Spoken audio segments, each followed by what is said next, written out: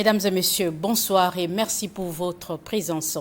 La ville de Belém au Brésil abrite actuellement le sommet sur l'Amazonie, débuté le 4 août dernier, et le segment présidentiel est prévu les 8 et 9 août. Un sommet qui connaîtra la participation de plusieurs chefs d'État invités à cette rencontre de haut niveau, dont le président de la République, Denis Sassou Nguesso, qui séjourne au Brésil. Quels sont les enjeux de ce sommet sud-américain et la nécessité pour Denis Sassou Nguesso d'y prendre part? Pourquoi tant de déplacements du président de la République à l'étranger ces derniers temps? Élément de réponse sur ce plateau de l'heure de vérité avec nos invités. Bonsoir et merci d'être là sur ce plateau. Bonsoir. Merci. Alors avec moi pour ce plateau de décryptage du séjour du président de la République au Brésil, Sidney Adoua Mbongo, il est point focal sommet des trois bassins au ministère des Affaires étrangères et des Congolais de l'étranger. Émile Gonkama, il est journaliste et écrivain. Enfin, Brice Séverin Pongui, avocat et expert en environnement. Merci encore une fois de plus et bienvenue sur ce plateau de l'heure de vérité. Nous assistons ces derniers mois aux déplacements récurrents du président de la République hors du pays, soit pour prendre part à un sommet, soit pour une visite officielle à l'invitation d'un homologue. Question sur ce plateau. Alors, qu'est-ce qui explique une telle frénésie diplomatique? Je vais commencer, bien entendu, par monsieur le point focal du ministère des Affaires étrangères. Merci pour la question. C'est vrai que c'est une question qui revient souvent. Ce que l'on peut dire dès le départ, c'est que lorsqu'on est un chef d'État, on est le garant de la diplomatie de son pays. Et la diplomatie se définit à l'extérieur. Être État, ce n'est pas seulement être détenteur d'une souveraineté interne, mais c'est aussi être détenteur d'une souveraineté internationale. Et le président de la République incarne cette souveraineté. Il incarne de plusieurs manières. Il incarne en signant, en ratifiant des traités. Il l'incarne en participant à des conférences internationales. En un mot, c'est lui qui donne le top de tout ce qui est diplomatique. C'est lui qui engage l'État. Alors, c'est dans ce cadre, justement, que le président de la République a l'occasion de se déplacer. Mais ces déplacements ne sont pas des déplacements fantaisistes ou d'agrément. Je vais prendre quelques exemples pour être précis. Je prends l'un des derniers déplacements les plus récents, lorsque le président s'est rendu à Paris, en France, où se tenait le sommet sur un pacte financier mondial. C'était déterminant, c'était important. Pourquoi ? Parce que ce sommet avait pour but de repenser le système financier mondial. Et pourquoi est-ce qu'il faut repenser le système financier mondial ? Parce que l'on estime qu'il y a une injustice, notamment dans le domaine du climat, on aura l'occasion d'y revenir. Et le président a porté là-bas la voix du Congo. Vous savez que sur la question du climat, notre diplomatie est très écoutée, très avancée. On a trois composantes sur la diplomatie congolaise.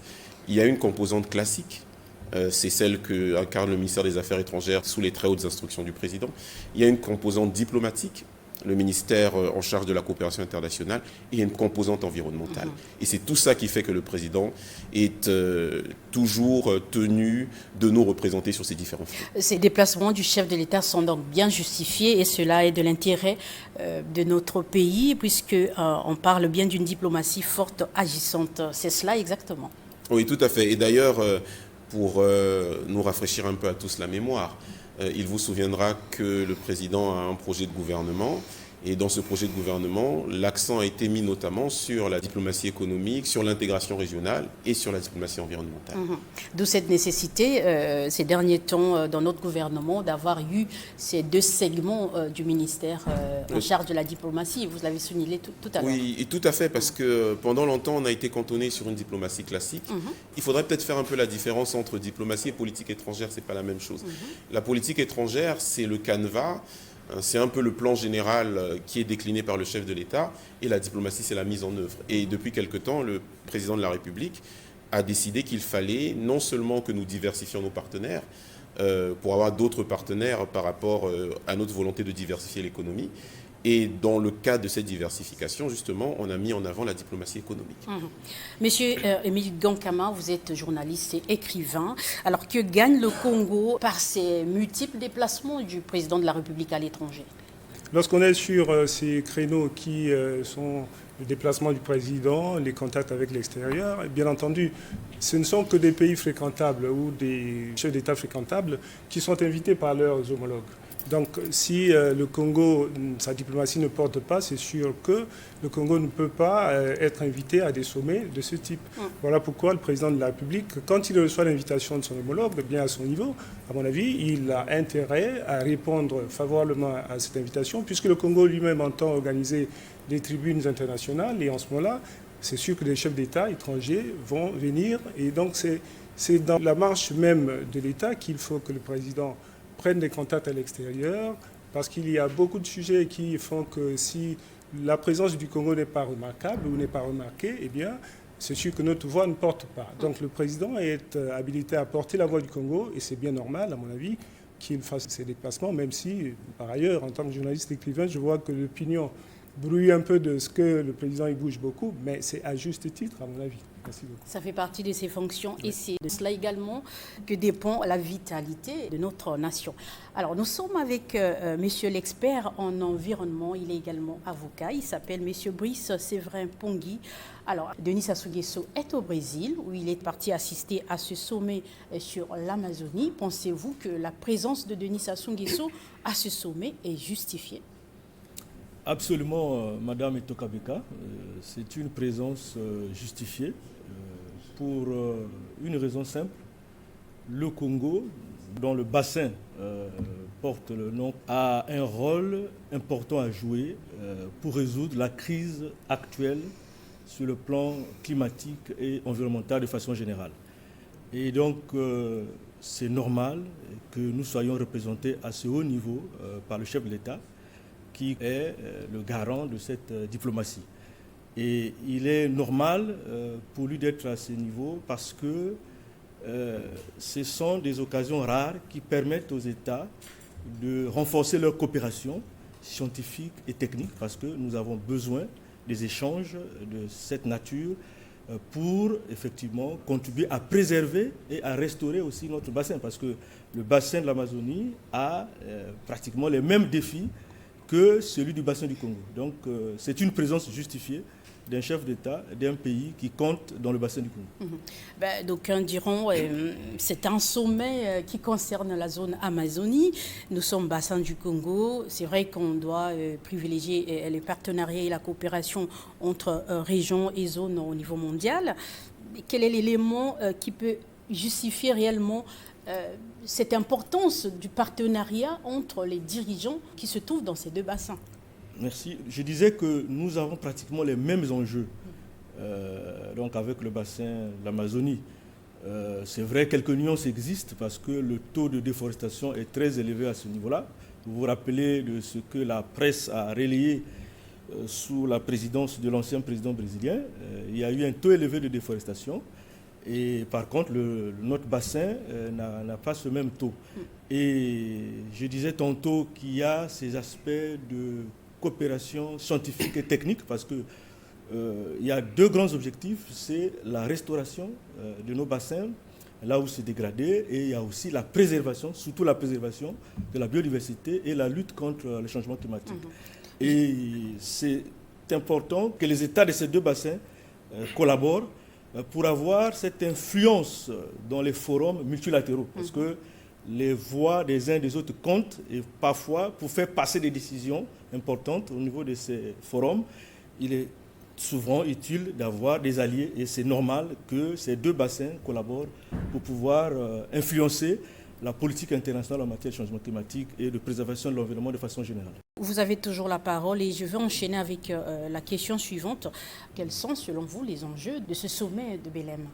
Alors, le principal enjeu, comme je le disais, ce bassin a connu ces dernières années un taux de déforestation très élevé, en raison du développement des activités agricoles et d'orpaillage, ainsi de suite.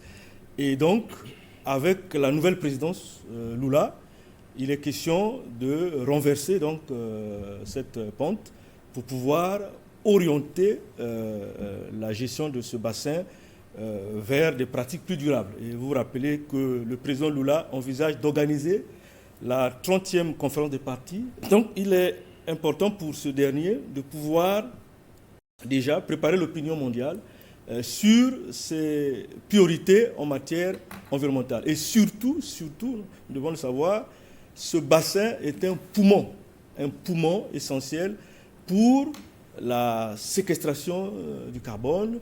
Et donc, il est important que les chefs d'État se mettent au chevet de ce bassin.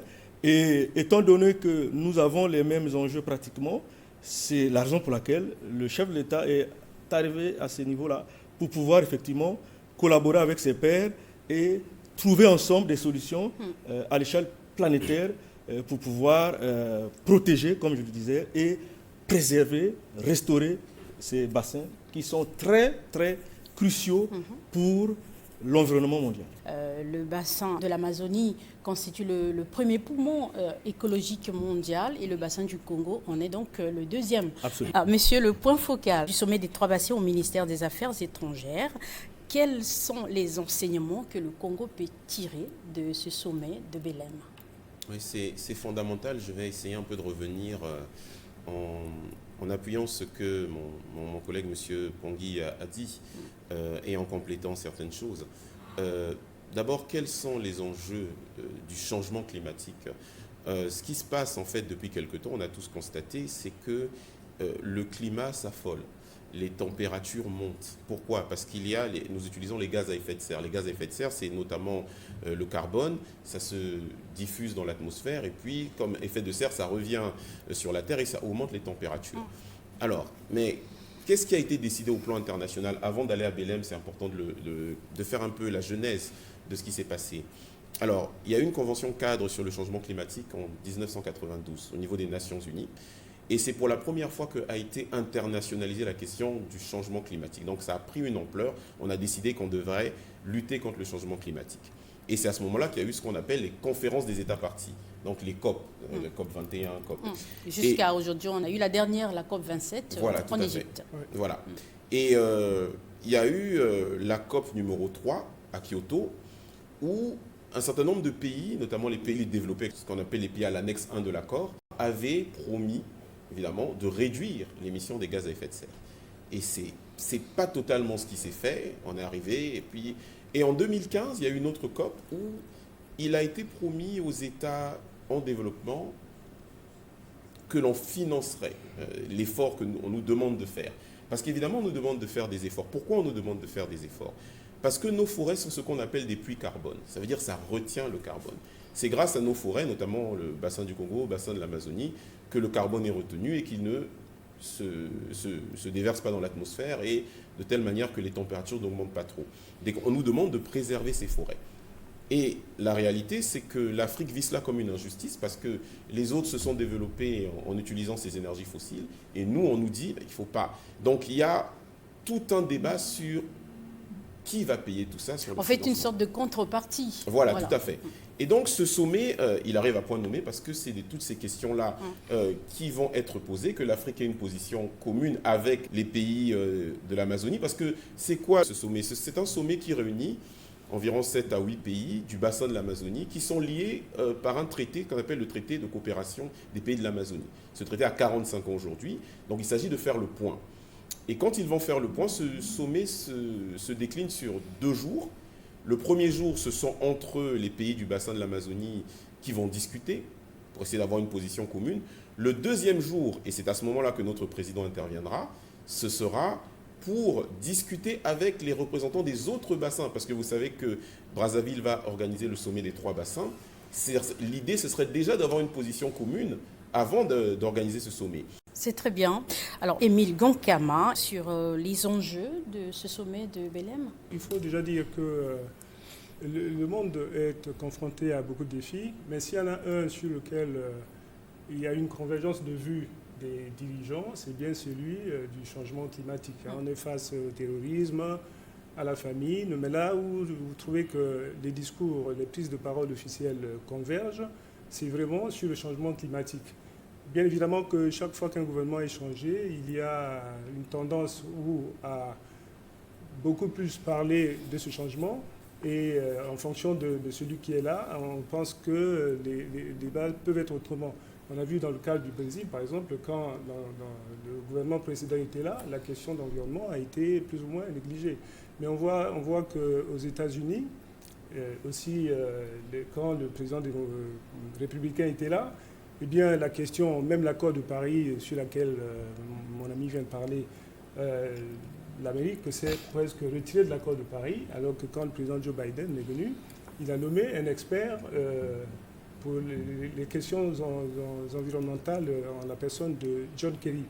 Les enjeux, c'est de faire en sorte qu'il y ait une convergence de vues entre ces bassins. Donc, c'est un enjeu qui fait que les dirigeants de ces pays doivent avoir à parler d'une même voix, à mobiliser pour avoir de la ressource, pour que, puisqu'on interdit désormais aux habitants de forêt du bassin du Congo de ne pas prélever le bois, alors que, par le passé, c'est ce qui a été fait dans les autres pays.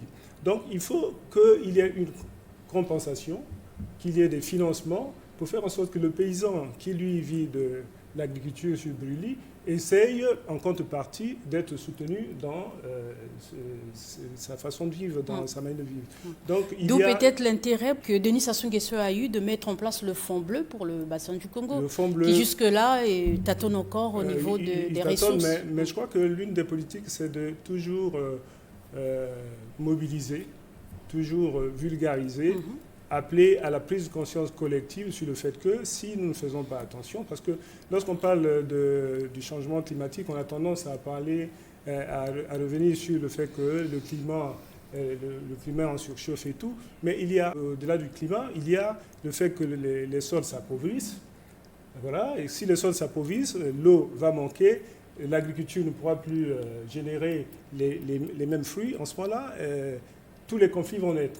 Les problèmes de santé publique vont naître. Donc voilà pourquoi c'est une question globale à laquelle les autorités doivent, effectivement, sur laquelle elles doivent s'impliquer pour que l'appel qu'ils lancent en direction de ceux qui peuvent financer ces expériences puisse porter. Parce que les États, ils ont le discours, les États, ils ont le micro.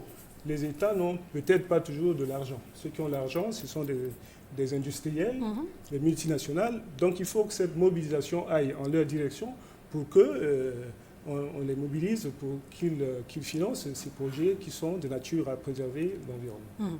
Alors, quelques précisions avant de passer au point suivant. La forêt amazonienne traverse, le point focal du ministère des Affaires étrangères l'a souligné, traverse 9 pays de l'Amérique du Sud, 80 à 120 milliards de tonnes de carbone absorbées. C'est énorme.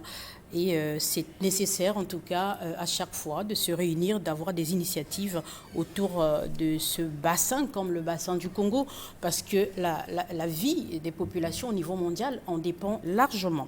Alors, nous nous apprêtons à accueillir à Brazzaville le sommet sur les 3 bassins forestiers tropicaux que le chef de l'État organise, puisque c'est un projet qu'il porte, qu'il a présenté cette ambition lors de la COP27 en Égypte, l'appel qu'il a lancé sur la décennie mondiale de l'afforestation.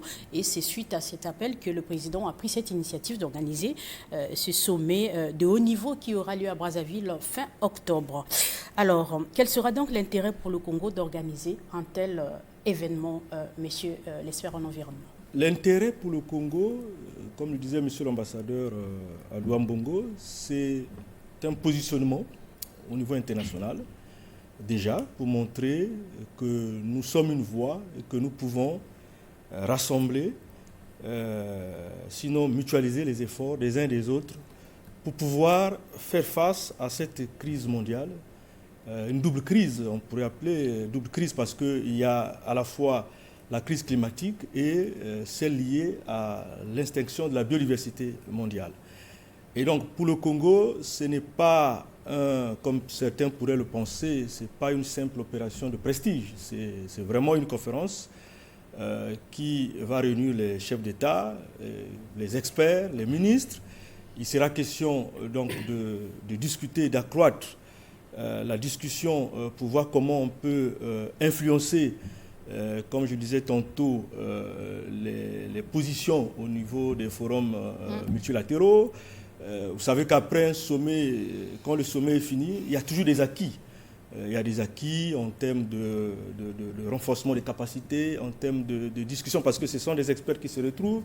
Et le pays, au-delà de ce positionnement au niveau international, mais il y a aussi des compétences qui sont renforcées, les experts qui participent, parce que c'est une activité qui regroupe les acteurs de la société civile, qui regroupe les scientifiques, et ainsi de suite. Donc, on sort toujours de ces sommets avec des acquis et qui sont nécessaires pour pouvoir effectivement à la fois gérer nos écosystèmes, mais aussi continuer à influencer les positions au niveau international. Donc, je peux résumer en disant que c'est très primordial pour le Congo et c'est même une opportunité pour le Congo de pouvoir abriter ce type de sommet.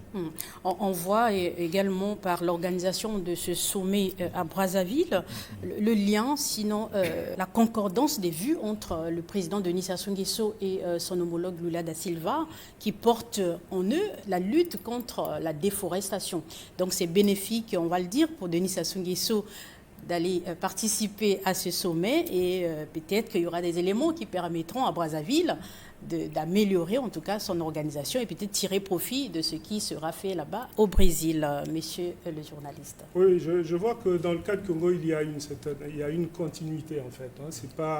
C'est pas le Congo ne sacrifie pas à l'effet de la mode parce qu'on parle beaucoup de l'environnement aujourd'hui, de la lutte contre le changement climatique. On se souvient quand même que c'est en 1984 que le président a institué la journée nationale de l'arbre. Donc il y a une continuité quand même dans cette politique.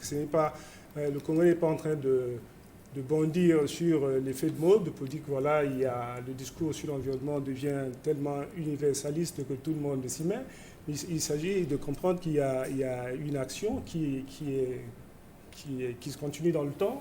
Ça fait presque 40 ans. Si on est en 2004, ce sera, en 2024 plutôt, ce sera 40 ans que le Congo plante les arbres. Pour nous, Congolais, on peut se dire, lorsque l'initiative est lancée en 1984, on se dit on n'est pas dans un pays désertique. Pourquoi multiplier des initiatives pour planter des arbres et tout.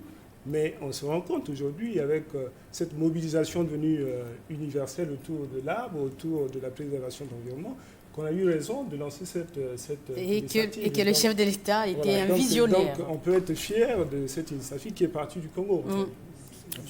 Voilà ce que je peux dire Exactement. à propos de cette journée. Exactement. Un complément, monsieur l'expert? Non, c'est ce que a dit mon confrère. Vous savez, rien ne commence par hasard. Nous sommes dans une continuité et c'est pour déjà peut-être anticiper ce que le commun des mortels peut dire.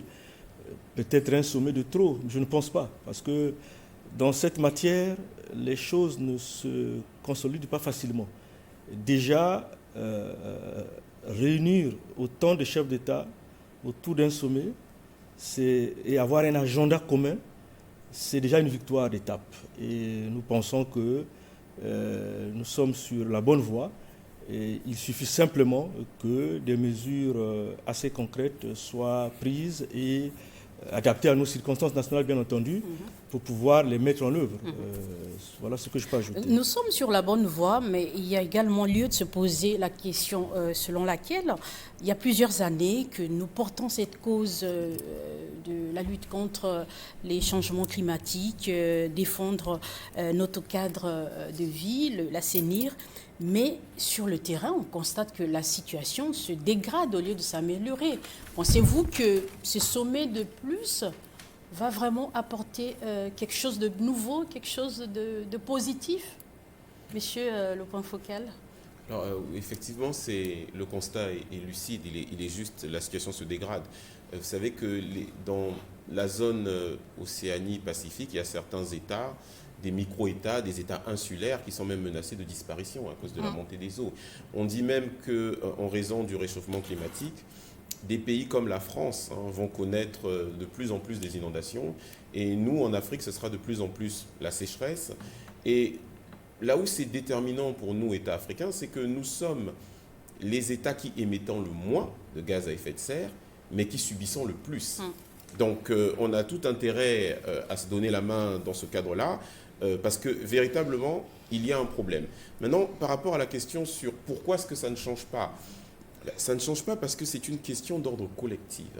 Et les relations internationales, le droit international, parce que là, nous sommes dans des questions de relations entre les États, un État vit par rapport à ses intérêts. Et donc, c'est une question où il faut être solidaire.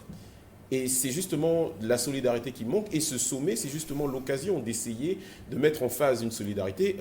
Pour revenir sur la constance du président de la République, vous savez que c'est le deuxième sommet, on ne le dit pas suffisamment. En 2011, il y avait eu un sommet des trois bassins en 2011, qui était déjà une réussite. Et pourquoi c'est important?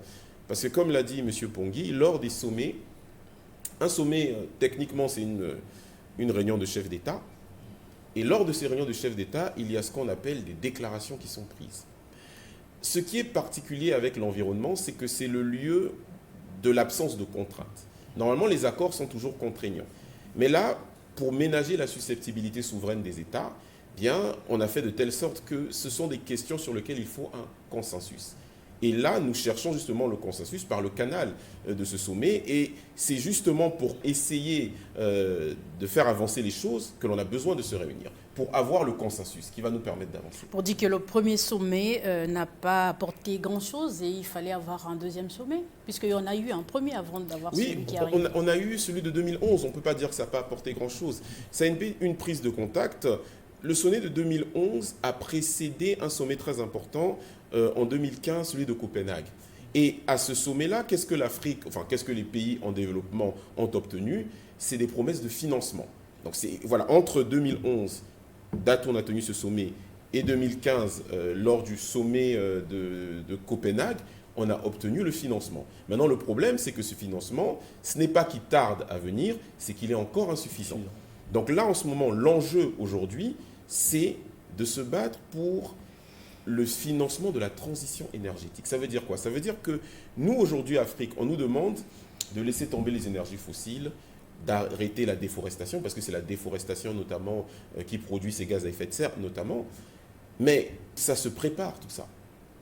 Et ce qu'on demande aujourd'hui, dans le cadre de ce sommet, et dans le cadre même de la COP30, qui aura lieu dans la même ville à Belém, ce que nous demandons, Afrique, c'est que l'on puisse nous aider à financer la transition énergétique. Ça ne peut pas se faire du jour au lendemain. Ça fait des années qu'on ne demande que cela, mais ça n'arrive pas, ça n'arrive jamais. Jusque-là, on n'a rien vu. Oui, peut-être parce que, justement, comme je dis, ce sont des questions tellement complexes. Et il y a un égoïsme national. Il y a certains États qui, aujourd'hui, dans l'hémisphère nord, produisent beaucoup de gaz à effet de serre. Et donc, pour eux, ces questions-là sont assez sensibles. Il y va de leur développement. Mais en même temps, on doit se rendre compte que la planète, on n'en a qu'une seule. On n'en a pas deux, on n'en a pas trois. Donc aujourd'hui, aussi bien à la COP21 à Paris que demain à la COP30, et il y a pour revenir sur les déplacements du président, lors du pacte, du sommet sur un nouveau pacte sur le financement mondial, à Paris, le président de la République a animé une table ronde sur la question du financement climatique. Et c'était déjà cela qu'il demandait. Et vous savez, les latins disent que persévérer peut être diabolique, mais dans ce cas-là, non. Dans ce cas, on a véritablement besoin de se réunir. Et ce sommet, ce n'est pas le sommet de la dernière chance, il y en aura d'autres après. Mais tout simplement pour dire qu'en matière d'environnement, en matière de lutte contre le climat, les avancées se font à petits pas, malheureusement. Mais il vaut mieux des petits pas que pas de pas du tout. Mais on y croit quand même, on espère en ce que les sommets qui arrivent produisent quelque chose de mieux que ce qu'on a attendu il y a longtemps. Il faut y croire parce que vous savez que c'est... on en parle ici de manière assez détachée, mais c'est des questions très graves. Est-ce que vous savez que depuis quelque temps, il y a un nouveau terme qui est apparu, celui de réfugié climatique? Voilà. Et les experts nous disent que si ça continue, certaines personnes, certaines régions seront totalement désertées par les habitants qui vont fuir pour trouver des climats plus hospitaliers.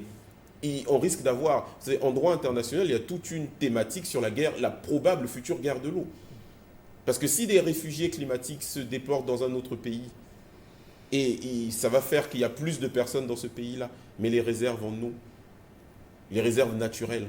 Donc c'est des questions fondamentales. Et à ce titre même, l'ONU a plusieurs fois alerté la communauté internationale sur cette question des réfugiés climatiques. Alors, M. Gonkama, nous sommes donc aujourd'hui en préparation du deuxième sommet sur les trois bassins, puisque le premier a eu lieu il y a quelques années à Brazzaville. Il y a eu des recommandations, des conclusions, mais on n'a pas vraiment senti l'effet de communication, de visibilisation des actions qui ont été menées, des recommandations qui ont été faites au cours de ce sommet. Pourquoi ce silence et on parle aujourd'hui d'un autre sommet? Donc c'est la complexité du problème toujours. On est sur un domaine où on vous demande de sortir de l'argent qui n'est peut-être pas au départ destiné à ces projets. Les industriels, comme je dis tantôt, ont besoin de financer quelque chose qui leur rapporte. S'il s'agit de débloquer de l'argent pour simplement compatir à ceux ou aux régions du monde qui sont dans la calamité, s'il n'y a pas de retour, c'est sûr qu'ils ne mettent pas facilement la main à la poche.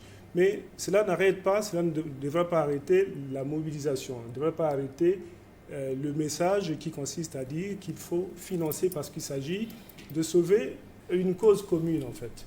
Parce que la biodiversité, l'environnement, ça ne regarde pas que le bassin du Congo, ça ne regarde pas que l'Amazonie ou le Bornéo-Mékong, ça regarde l'humanité tout entière. Et c'est là-dessus qu'on peut quand même émettre quelques inquiétudes dans le fait qu'aujourd'hui, si le message sur l'environnement est porté, mais en même temps, depuis quelques crises que l'on voit partout, les pays se regroupent en bloc. Un bloc politique qui peut faire en sorte que le message sur la protection de l'environnement devienne audible, alors qu'il s'agit effectivement de mobiliser.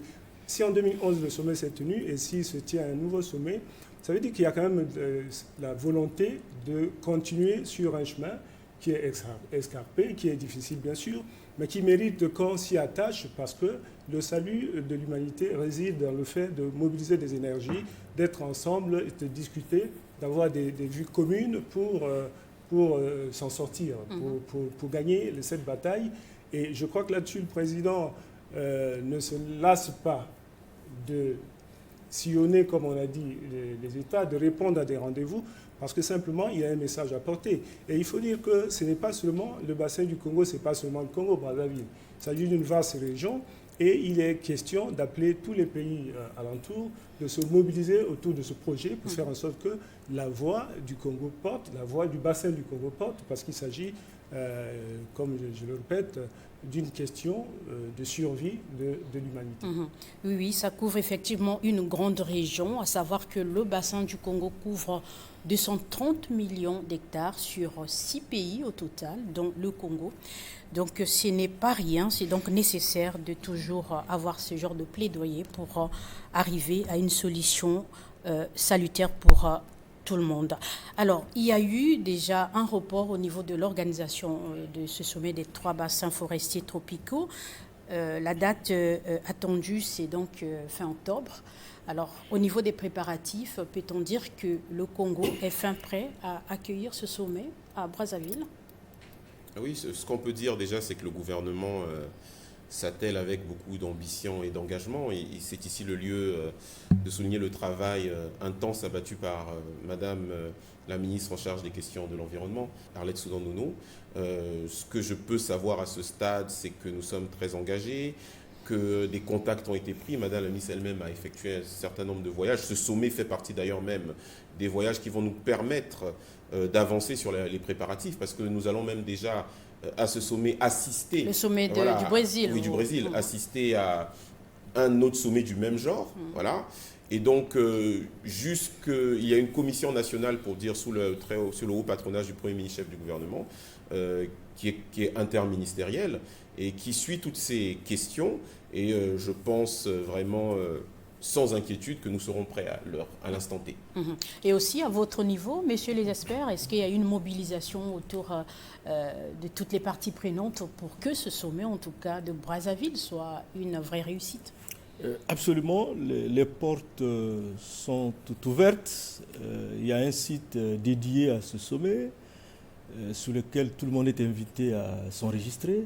Et donc, au niveau du ministère de l'Environnement, effectivement, les choses bougent. Et nous espérons, comme l'a dit M. l'ambassadeur, qu'au temps T, les choses seront bien claires. Et surtout que nous avons le soutien des Nations Unies, de l'Union africaine, et nous pensons que ça devrait aller. Ce n'est pas la première expérience. Nous avons organisé le premier sommet, c'était une réussite. Et nous pensons que ce sera la même chose pour ce deuxième sommet.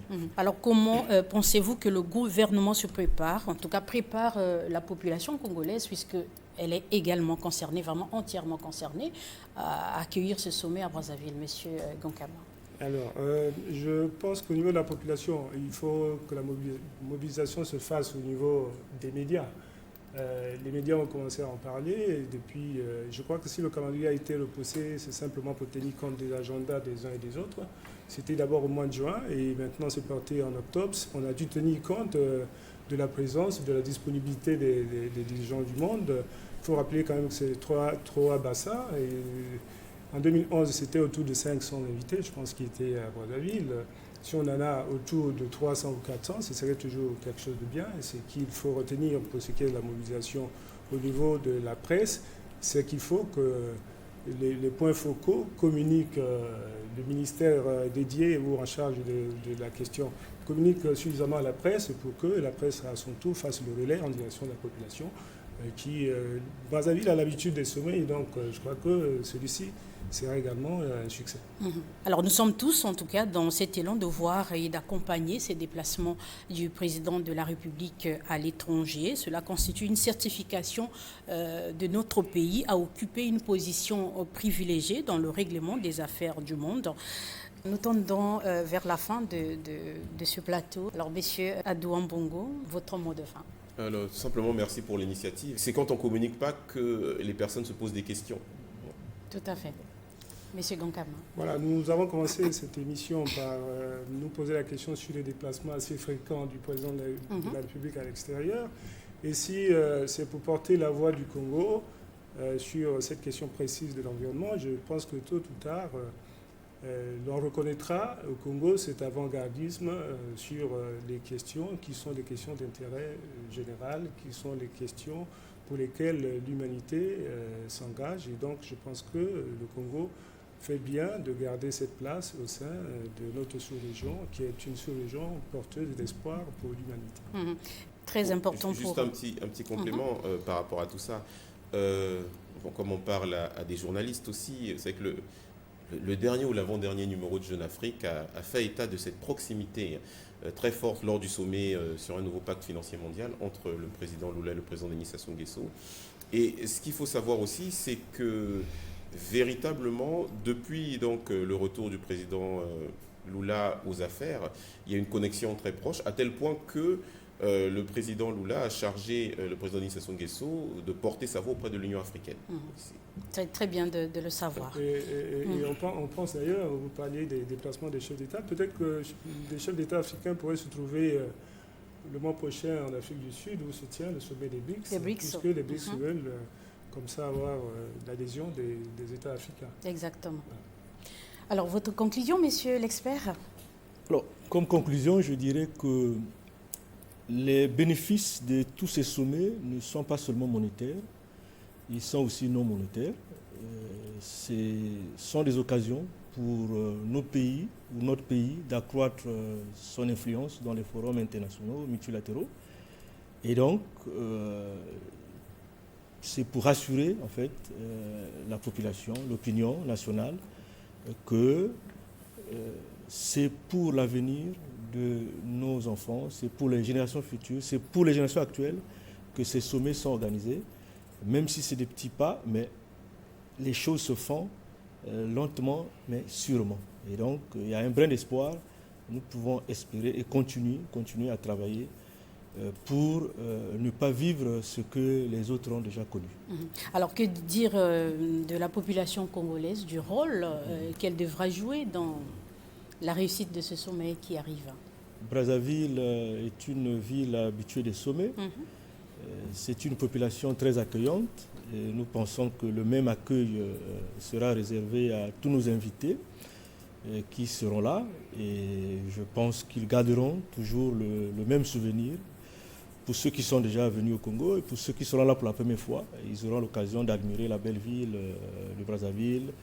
Et surtout que le sommet pourrait se tenir à Kintélé, donc il y a le fleuve à côté. Donc, bref, je pense que la population devrait contribuer effectivement à préserver ce climat de paix, ce climat de quiétude, pour que les choses se passent bien et que ce meilleur souvenir soit toujours gardé de notre ville capitale. En tout cas, je vous remercie. Merci en tout cas d'avoir répondu à cette invitation de Télé Congo. Merci pour tous ces éléments mis à la disposition de notre public.